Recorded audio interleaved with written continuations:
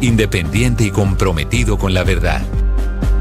El periodismo no es amigo del poder, lo vigila. Hoy, Mañanas Blue les ofrece periodismo con contexto. Las dos caras de la moneda, sin exageración, sin especulación. A partir de este momento, Mañanas Blue es periodismo en radio. Bienvenidos.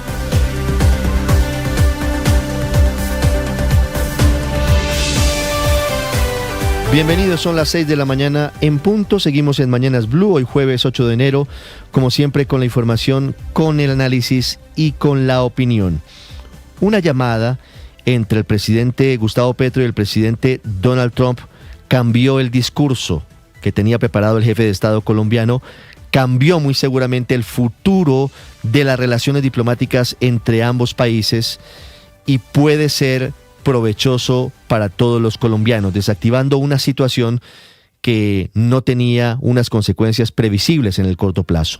Esta llamada duró poco más de 40 minutos, repito, entre los presidentes Gustavo Petro y Donald Trump, y abre la puerta al primer cara a cara de los dos gobernantes. Será una reunión en la Casa Blanca en Washington y su organización quedó a cargo del secretario de Estado Marco Rubio y de la canciller Rosa Villavicencio, que por cierto tampoco tiene visa a Estados Unidos. Obviamente esta nueva realidad abre la puerta a que haya cambios incluso consulares desde las autoridades estadounidenses.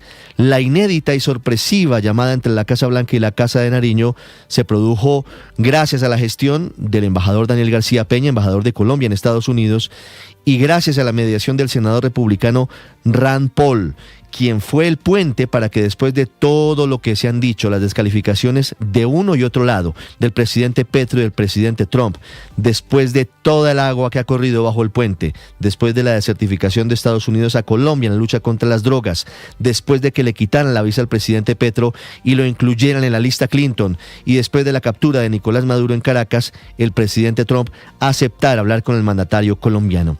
Y paradójicamente, mientras los dos presidentes hablaban por teléfono en Bogotá, el presidente Petro, y en Washington, el presidente Trump, el presidente Petro tenía a unas 3.000 personas esperándolo en la Plaza de Bolívar en una marcha que había sido convocada y organizada por él mismo y por su gobierno contra el presidente Trump, contra el intervencionismo y contra las amenazas que había lanzado el presidente estadounidense de una posible intervención militar en Colombia. Por eso el retraso para el esperado discurso fue de poco más de 2 horas, casi 3 horas en realidad, porque la convocatoria había sido hecha para las 4 de la tarde. El presidente Petro sale a tarima hacia las 7 de la noche.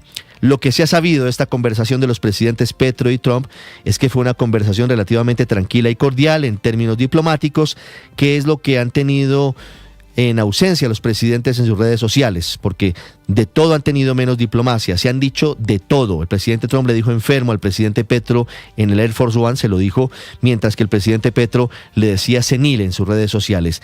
Esta llamada en principio desactiva la crisis diplomática entre los dos países y obligó al presidente Petro, como les decía, a cambiar el discurso que tenía preparado para la Plaza de Bolívar. En la conversación, Venezuela y la lucha contra las drogas fueron los dos grandes temas, empezando con Venezuela y las implicaciones de la captura de Nicolás Maduro para América Latina. Esta llamada es el primer paso con el que se espera que se restablezcan canales de comunicación diplomática entre cancillerías y presidentes. Y dice el presidente Petro que se espera que se normalicen la cooperación militar y judicial, mientras que el presidente Petro dice que también invitó al presidente Trump al país. También invitó el presidente Petro a Colombia a la presidenta encargada de Venezuela, Delcy Rodríguez, con quien habló telefónicamente hace 2 días e intenta ahora el presidente Petro desmarcarse del dictador capturado Nicolás Maduro, asegurando que no es su aliado pese a que sí se reunió con él al menos en 5 oportunidades en la frontera. Las diferencias comenzaron, dice él, desde la muerte de Hugo Chávez. Anoche el discurso fue larguísimo y hubo 37 marchas en el país. Les cuento detalles. En 36 municipios, en 22 departamentos, la más grande en Bogotá, 3.000 personas en la capital del país, aunque los organizadores hablan de más de 5.000. En Medellín, 3.000 manifestantes, en Cali 1.200, en Cartagena 450 personas, en Armenia 650, en Neiva más de 350 y en Bucaramanga marcharon cerca de 300 personas. Les hablaré en segundos de Venezuela. El país amanece en relativa calma, mientras el régimen de Delcy Rodríguez comienza a seguir paso a paso las instrucciones de Estados Unidos. PDVSA confirmó el negocio para la entrega de petróleo al gobierno Trump, entre 30 y 50 millones de barriles de petróleo, y ante las críticas por hacer negocios con Estados Unidos, la presidenta Delcy Rodríguez responde con pragmatismo que es una relación comercial con Estados Unidos como la que tienen con Chevron.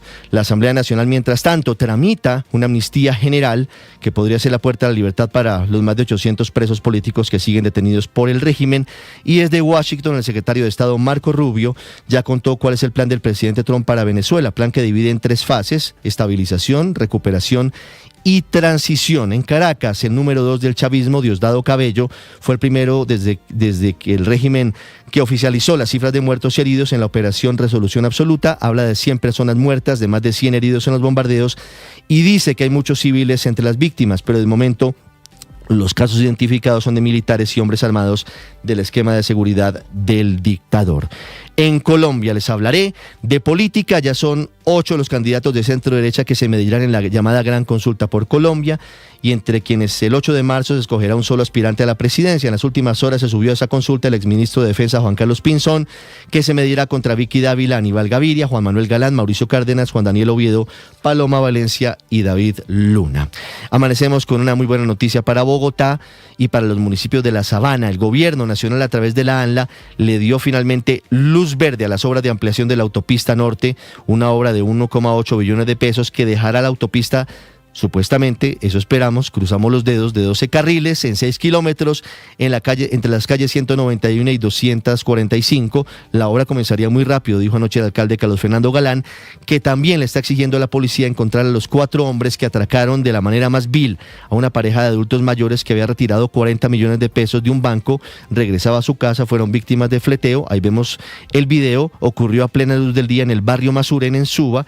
Los vecinos gritaron, la gente grabó, pero nadie pudo impedir que hasta uno de los bandidos le disparara a uno de los vecinos que estaba alertando. Y les contaré también en segundos de la recompensa que ofrecen las autoridades por información sobre los responsables del asesinato de un turista alemán de 26 años en La Guajira. Le dispararon por robarle la moto en la que estaba dedicado a recorrer y conocer Colombia. Así es muy difícil impulsar el turismo. Este estudiante alemán estaba de intercambio en la Escuela de Ingeniería, la Escuela Colombiana de Ingenieros Julio Garavito. Son las 6 de la mañana de 8 minutos, como siempre es un gusto acompañarlos. Una agenda, como ven, cargada de información. Vamos a continuación con lo más importante en Colombia y en el mundo, en el resumen, en Voces y Sonidos, en Mañanas Blue. Hoy traía un discurso y tengo que dar otro. Eso no es fácil. El primer discurso era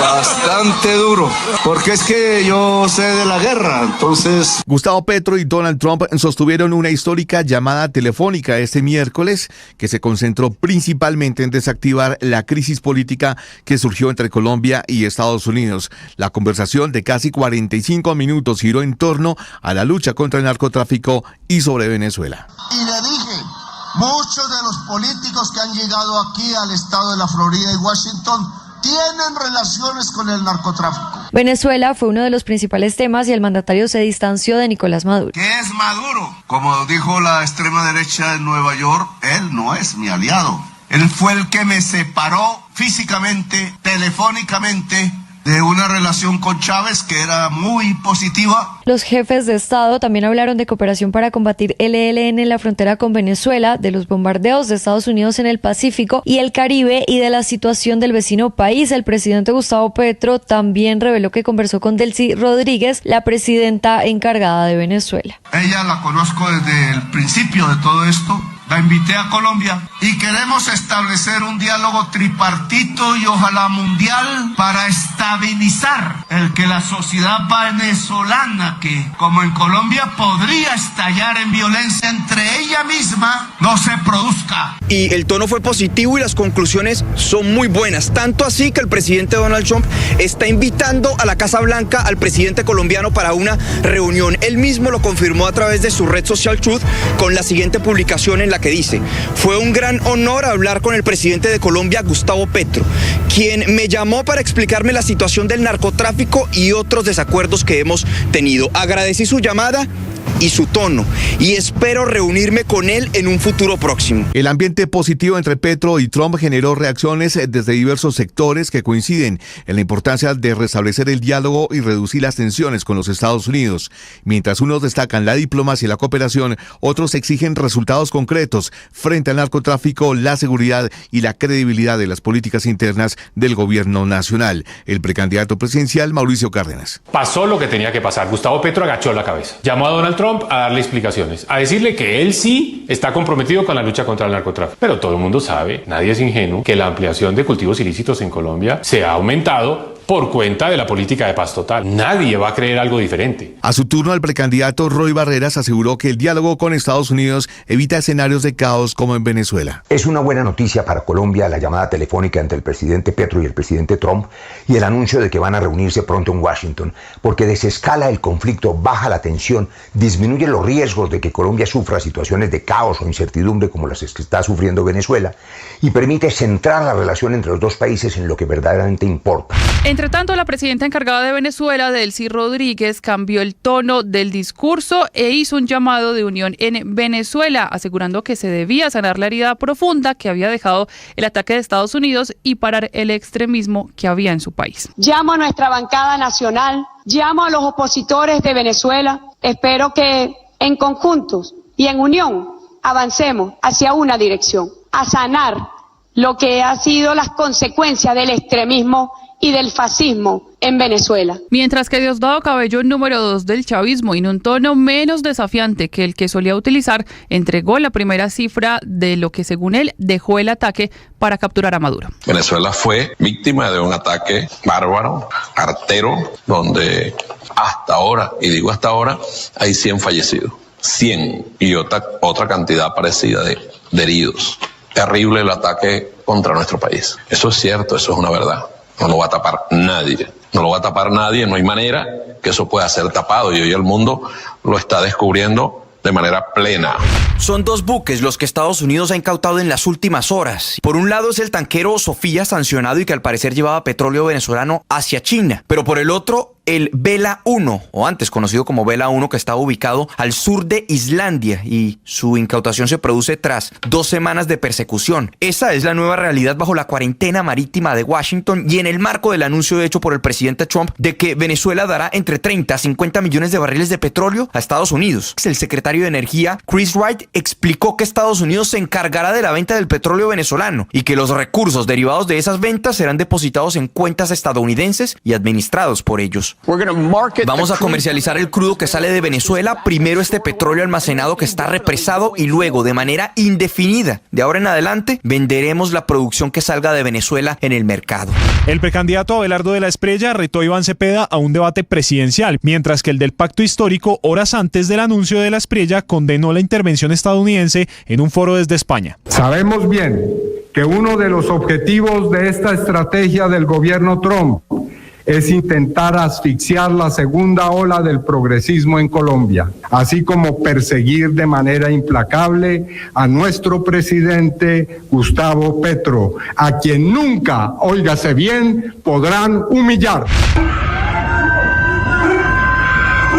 Bogotá volvió a ser escenario de un grave hecho de inseguridad que por poco termina en tragedia, exactamente en la calle 151 con 45, en la localidad de Suba. En videos de cámaras de seguridad quedó registrado el momento exacto en el que un adulto mayor fue víctima de un violento atraco cometido por varios delincuentes que se movilizaban en motocicletas en un ataque que generó temor entre los residentes del sector. De acuerdo con información preliminar, los criminales interceptaron a la víctima en plena vía pública y la despojaron de sus pertenencias mediante intimidación y agresividad. Sobre este grave hecho de inseguridad se pronunció el alcalde Carlos Fernando Galán. Ante este grave hecho de inseguridad que ocurrió hoy en Suba, hablé con el director de la Policía Metropolitana y le dije que al general este caso tenemos que priorizarlo para identificar a los 4 responsables por lo menos que actuaron en este hurto violento donde atacaron a 2 adultos mayores. Esto ocurrió al parecer después de que ellos sacaron unos recursos de un banco. Este tipo de casos usualmente tiene varios cómplices involucrados en toda la cadena. Hay que identificarlos a todos los cómplices que dieron la información y a los que participaron en el hurto para que todos paguen ante la justicia. Está caldeado el ambiente en Estados Unidos luego de que una mujer perdiera la vida en una acción del Servicio de Inmigración y Control de Aduanas ICE en Minnesota. Esta persona era blanca, de 37 años, ciudadana estadounidense y no era objetivo de ningún operativo, de acuerdo